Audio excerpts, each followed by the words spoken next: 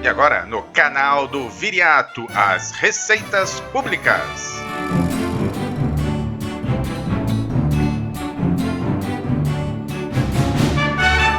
Tipos de receita. Receita orçamentária é aquela que consta na LOA, na Lei Orçamentária Anual. A exceção são os tributos que podem ser criados após a edição da lei orçamentária do respectivo ano. Receita extra-orçamentária. Ela possui caráter temporário, não pertence ao patrimônio público, não integra a LOA e o Estado é um simples depositário dos recursos. Por exemplo, as cauções, fianças, garantias, as operações de crédito do tipo ARO e a emissão de moeda que pode gerar inflação. Operações de crédito do tipo ARO são operações em que um ente da federação, a União, o Estado ou o município, pode realizar junto a um banco com o intuito de gerar recursos para atender às necessidades momentâneas de caixa. E nesse caso, o ente oferece como garantia esses recursos que estão por arrecadar. A origem da receita.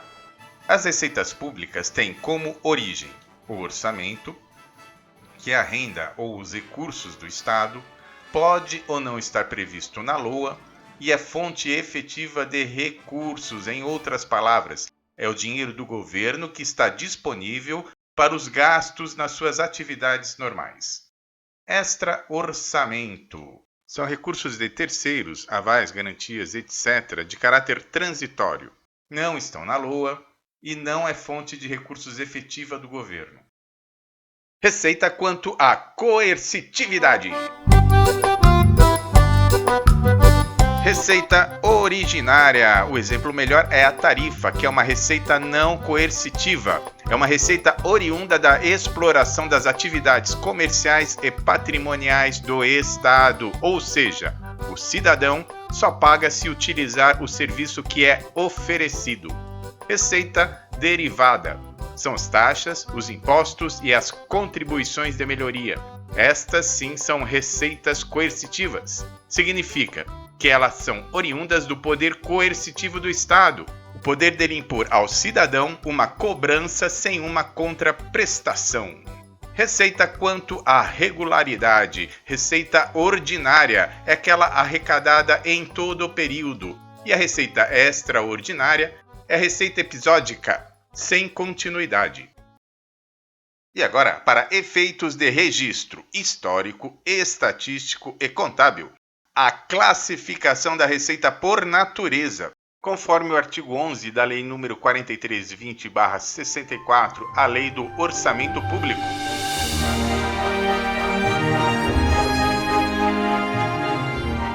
A classificação tem como objetivo identificar a origem dos recursos segundo o respectivo fator gerador. As receitas são classificadas em um grande número código, composto de 8 dígitos, a saber: o primeiro identificará a categoria da receita, se a receita é corrente ou a receita é de capital. Já iremos detalhar melhor o significado de cada dígito. O segundo dígito tratará da origem da receita. Se são receitas originárias, que são serviços prestados pelo Estado ao cidadão, que só pagará quando o utilizar, ou se são receitas derivadas, aquelas impostas pelo Estado sem nenhuma contraprestação direta, como por exemplo os impostos. Espécie, rúbrica em Portugal ou rubrica no Brasil, alínea e subalínea são especificações mais detalhadas da origem dessas receitas. Então, nós temos aí os 8 dígitos que compõem o código de cada receita pública de acordo com a sua natureza, formando as palavras cores, ruas, para a nossa memorização. Foi o melhor que eu consegui.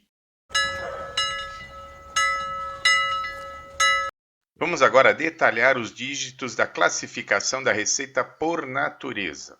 Então, como já dissemos, o dígito número 1 é o que trata da categoria econômica. Esse dígito pode assumir até 4 números que são. Quando se inicia com o número 1, trata-se de uma receita corrente. Já iremos detalhar melhor esses termos, tá?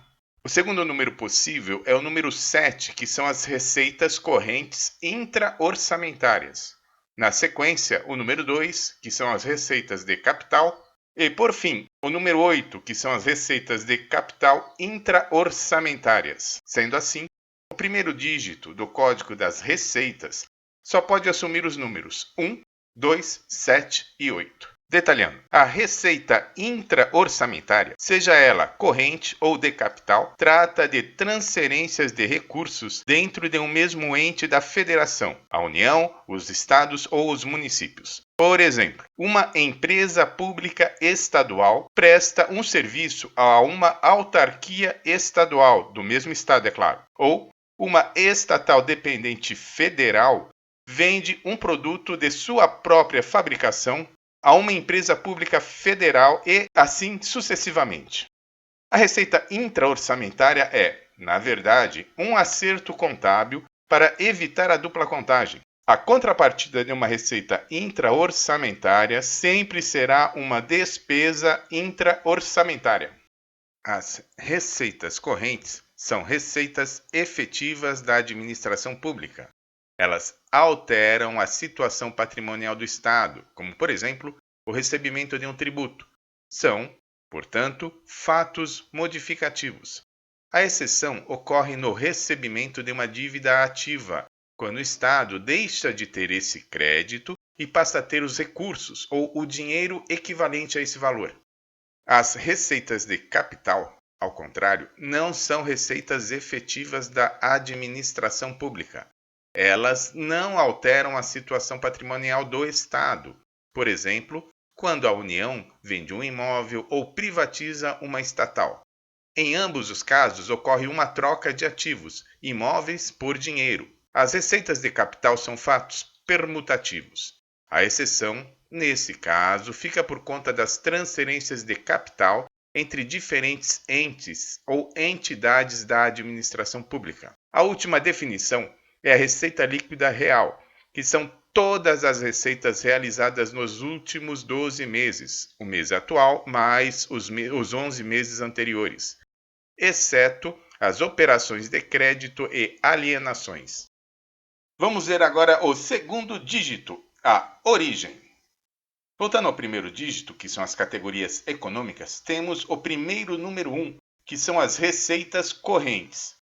As receitas correntes, por sua vez, são divididas em 8 origens que podem nos levar ao código Tricot-Pais-Ticorc.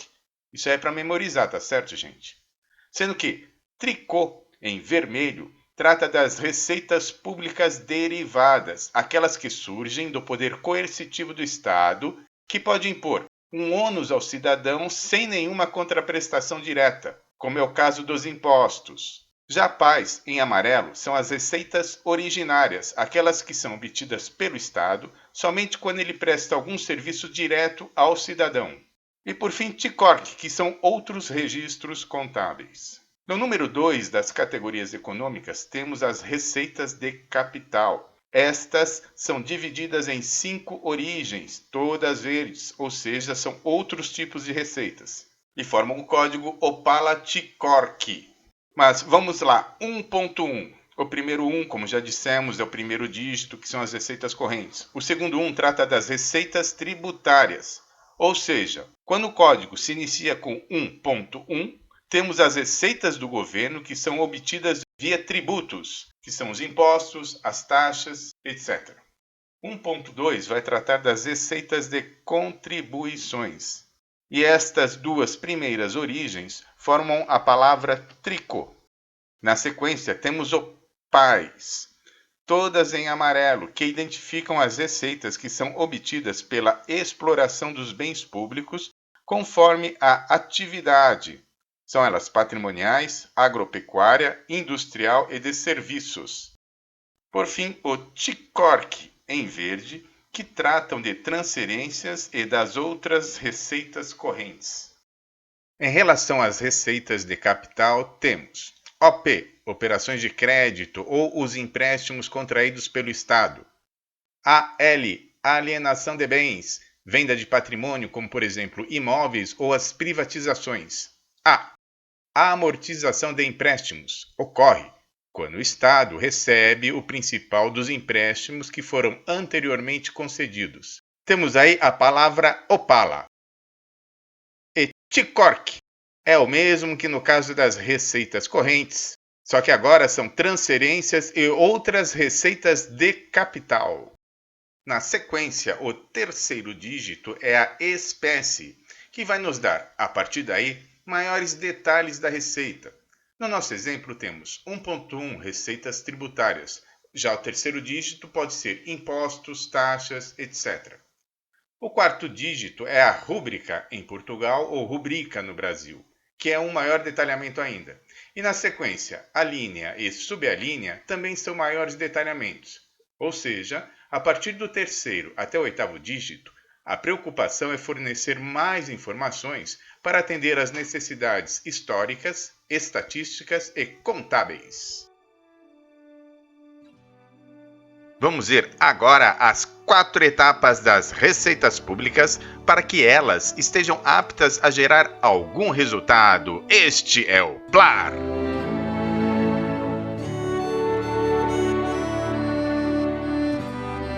A primeira etapa é o planejamento ou previsão, que deve levar em conta as alterações da legislação, as alterações nos índices de preços, IPCA e GPM, o crescimento econômico esperado, a variação do câmbio, etc, etc, etc.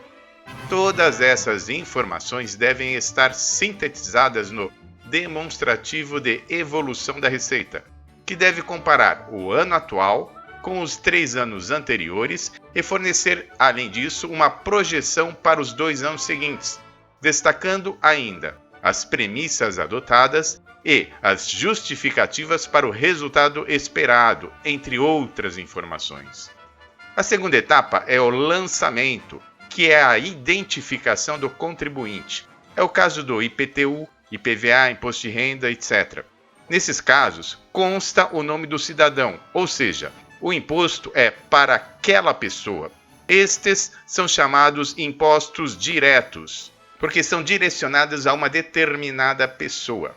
Essa etapa não é viável no caso dos impostos indiretos, aqueles que são cobrados sobre o consumo, como é o caso do ICMS.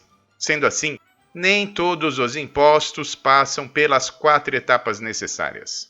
Temos ainda a arrecadação, que é o momento em que o contribuinte paga junto ao banco o imposto devido, e, por fim, o recolhimento, que é quando, finalmente, os recursos integram o Caixa Único do Governo, seja a União, os estados ou os municípios. E aí segue uma OBS, que eu já disse, nem todas as receitas seguem esse roteiro completo. O exemplo são os impostos indiretos. E esta foi mais uma apresentação do canal do Viriato. Veja os nossos vídeos. É só clicar no quadrinho. Eu te aguardo lá. Muito obrigado e até breve.